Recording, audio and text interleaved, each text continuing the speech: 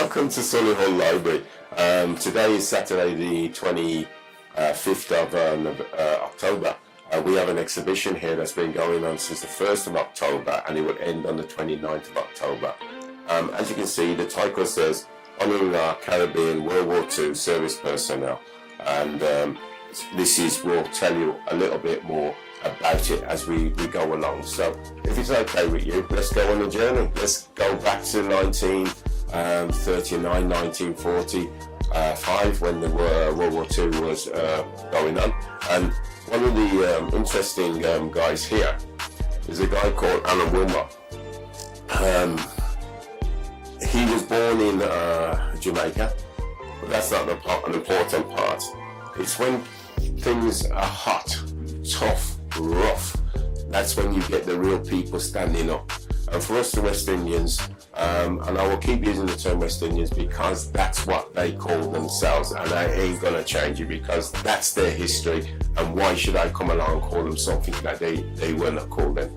So Alan Wilmot was born in Kingston. He was the son of a captain who did ships. He was in charge of a ship that went around the Caribbean carrying passengers from one country to the other.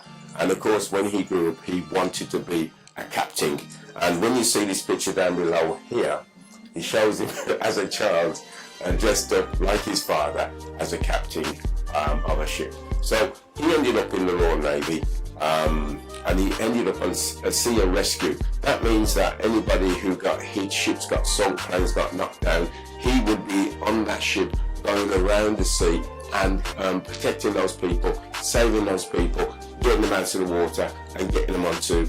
And it's something that he's always said that he was proud of, that he wasn't taking lives, that he was saving lives. You got to look a bit impatient, and there was no sort of promotion in the Royal Navy. And he then saw a test, applied. There you go, 1941, passed the test and was accepted. And he passed this test because he saw the RAF were recruiting heavily in the West Indies.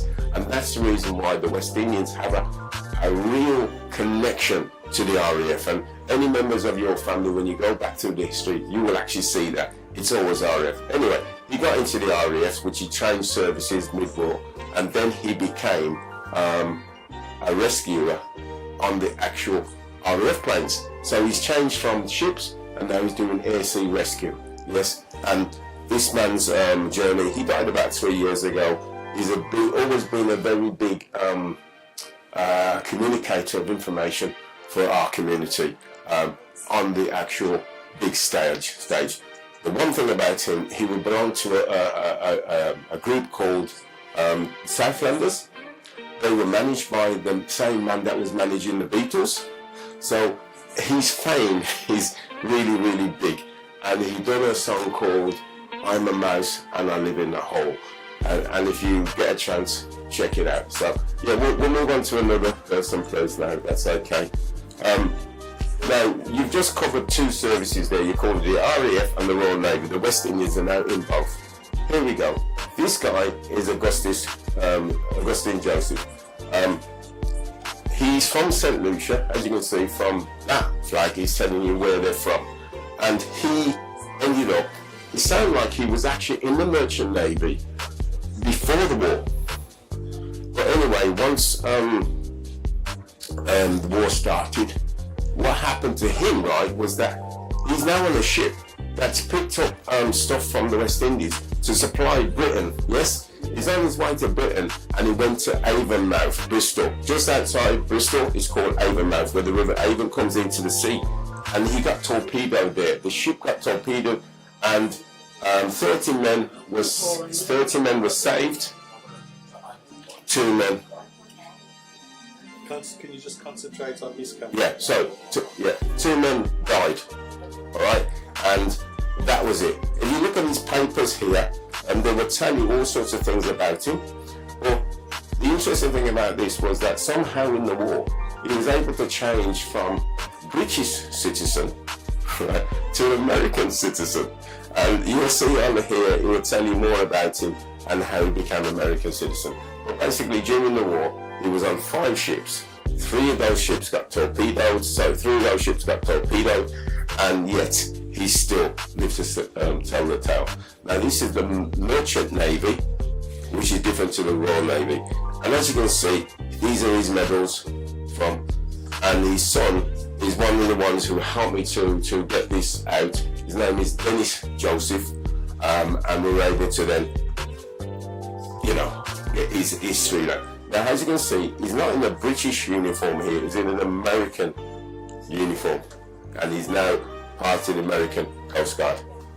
Eventually he will leave America, come to Britain, probably around the 1950s, somewhere around there. And strangely enough, one of the things landmarks of Birmingham is the Rotunda. And guess what?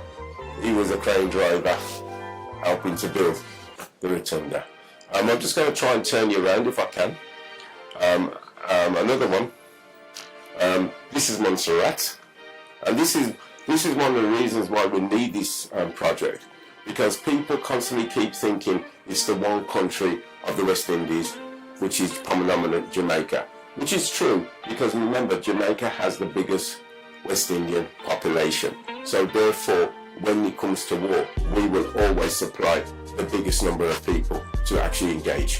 So this guy, as you can see, he joined the Royal Air Force volunteer 30th of December 1940 as a pilot. I mean, there's lots of information I'll try and give you as we go along, how the West Indians became so heavily involved in the RAF. So, St. Kitts, Montserrat, Jamaica. So we're going to go on to Earl Barrett here.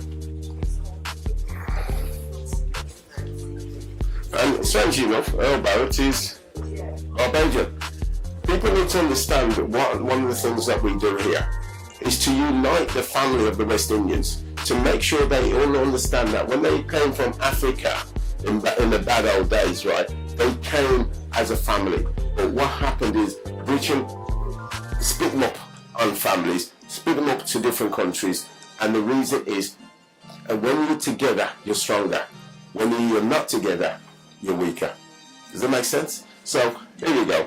This guy, he's got all sorts of things named after him in Barbados. Again, the 31st of December 1940, they were enlisted in the Royal Air Force, Force Volunteer Reserves, aircraftmen. Now that has a word that you will see on their, say for instance, like if they got married, you will see at that time they will be aircraftsmen, and you'll get aircraftsmen 2 or something like that. Now the interesting thing about this one is, as you can see, you've got a mugshot of him here with his team, and and you've got all these fine papers here.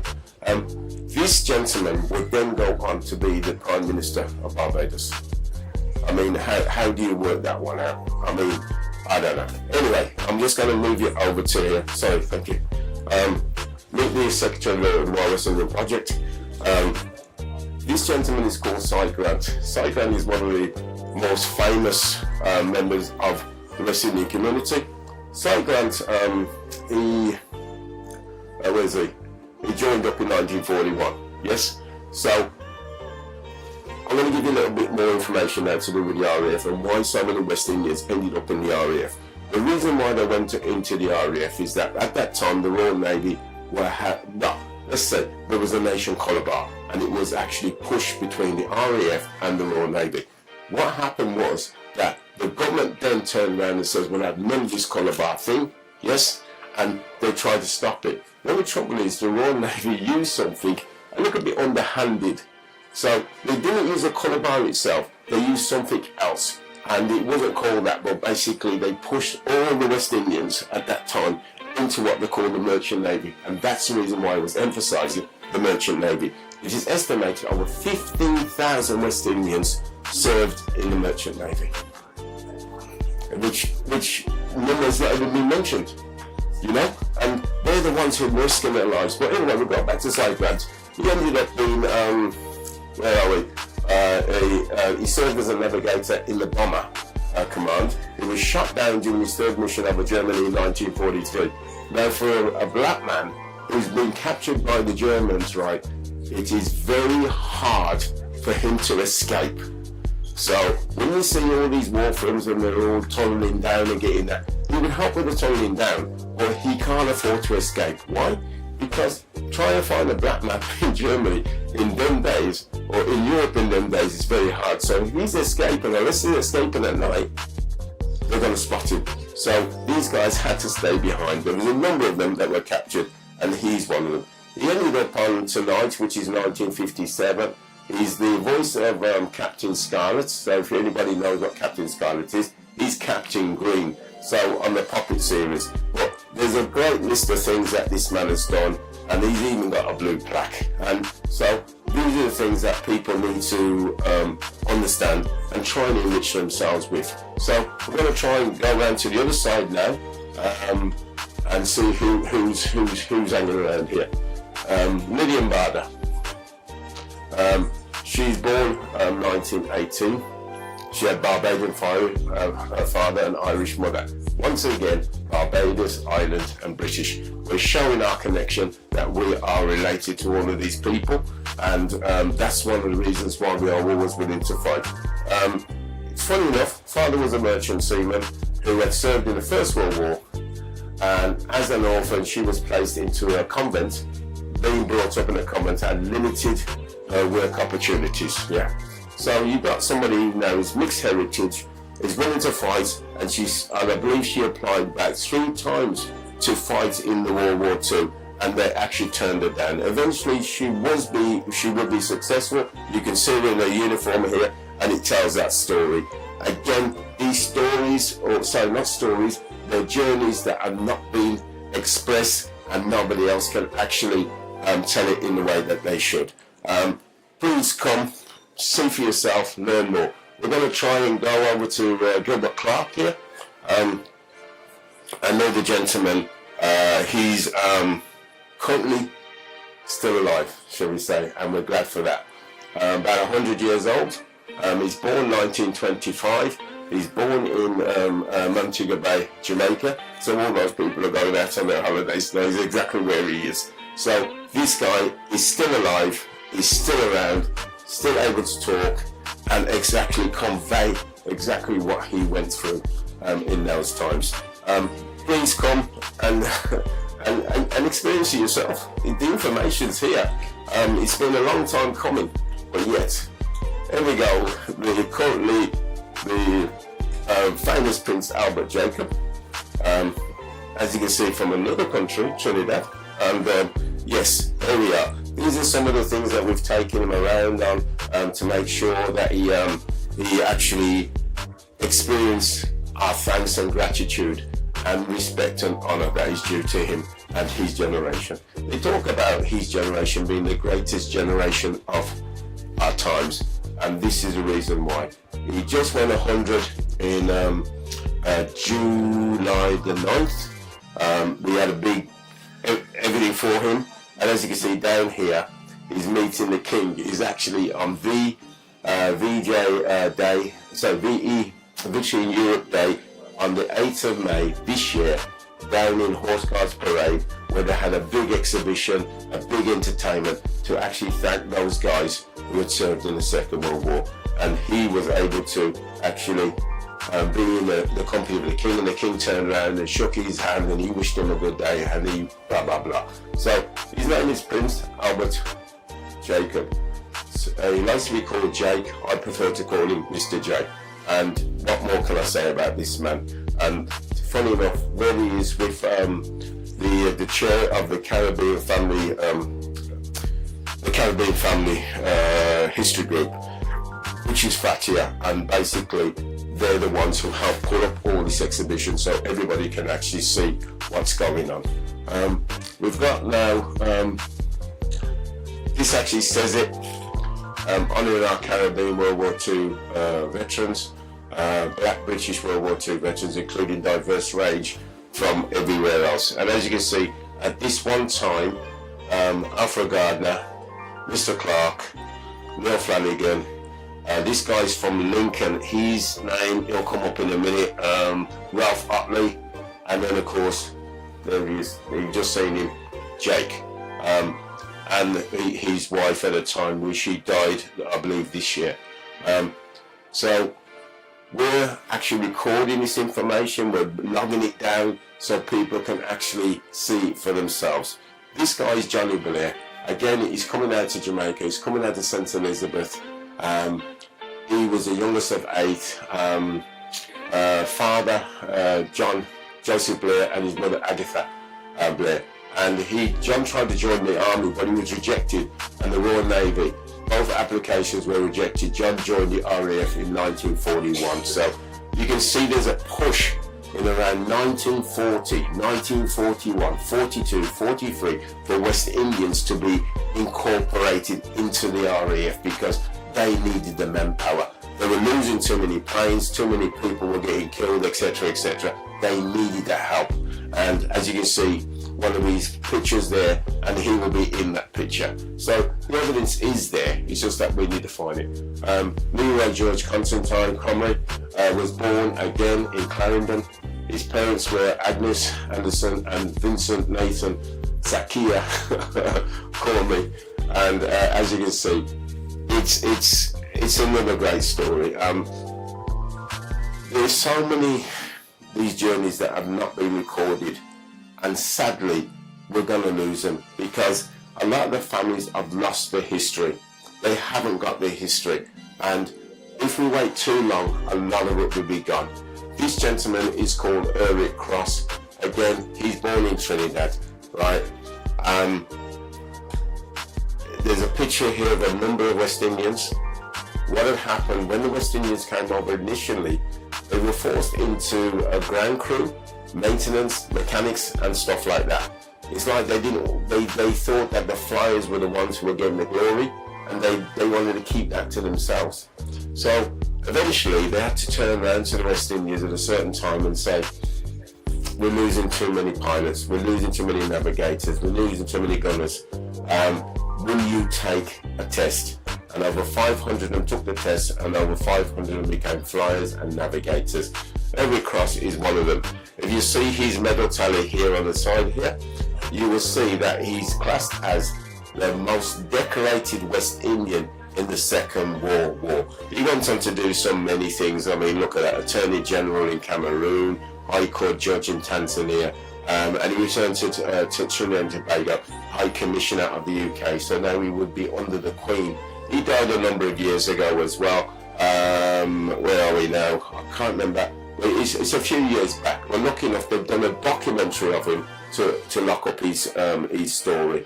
As we move on, Sidney Dawkins, another one, born 18th, 1917, St. Anne's, again, 1944, Sydney, a single man left Jamaica on the George Washington ship.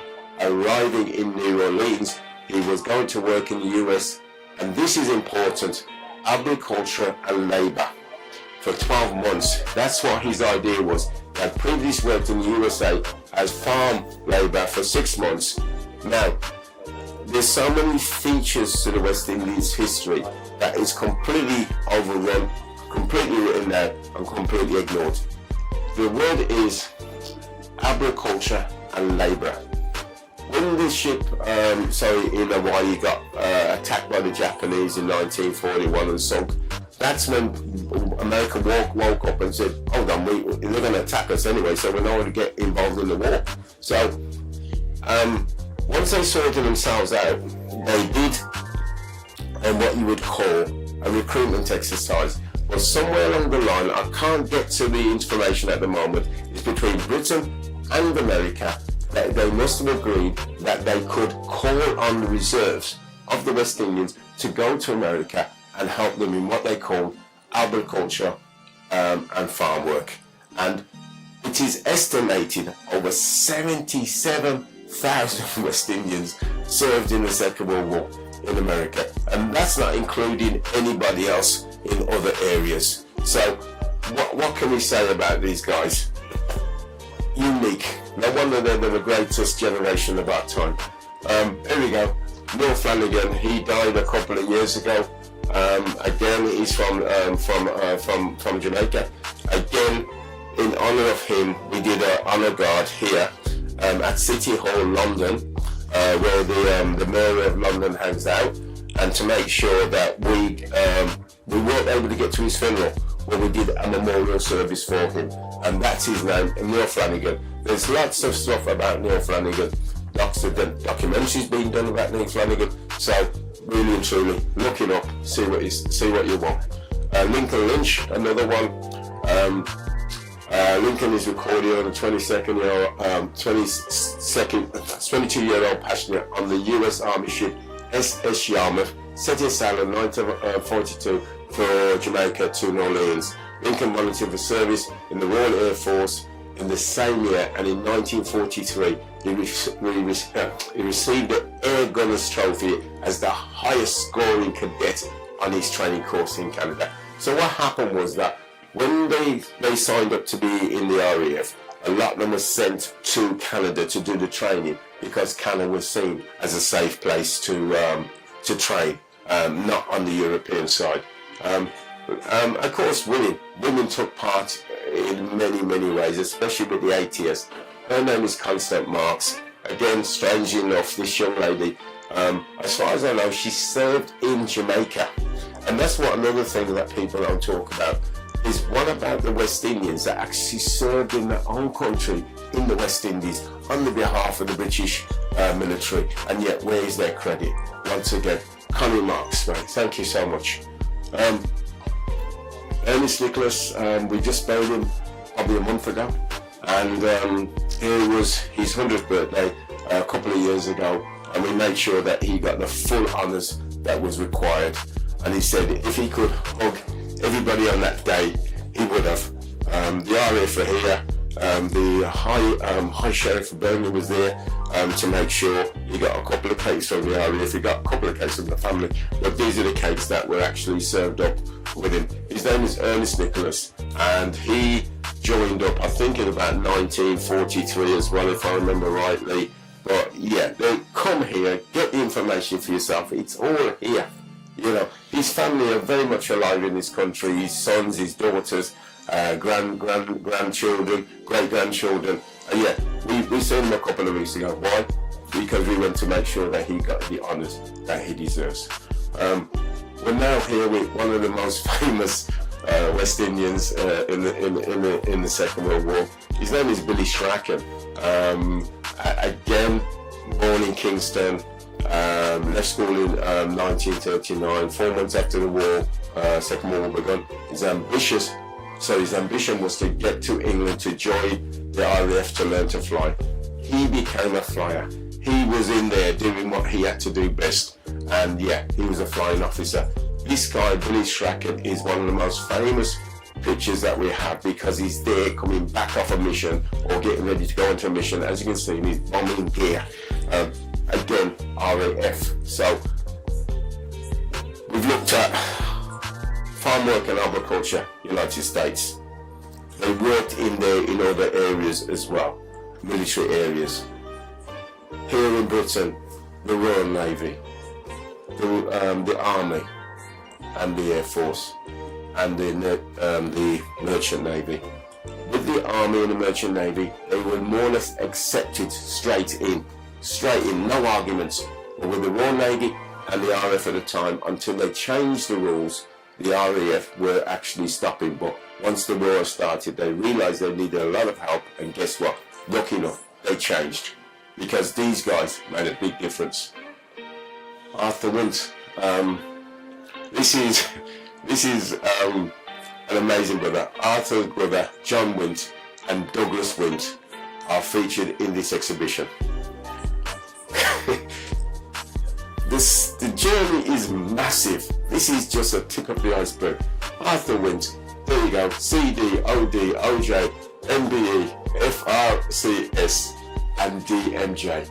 Born 25th of May 1920, Cowden near Alligator Pond in the parish of Manchester, Jamaica. Early schooling was at Mount Zion, where his father was a minister. I can't give this guy anything more. After the war, Britain was the one who decided to have the Olympics in 1948. And guess what? Arthur and McDonald's, they ran. Both of them won their races. And this is what makes you laugh. the flag that they put up at the time, remember they are British citizens, is the Union flag.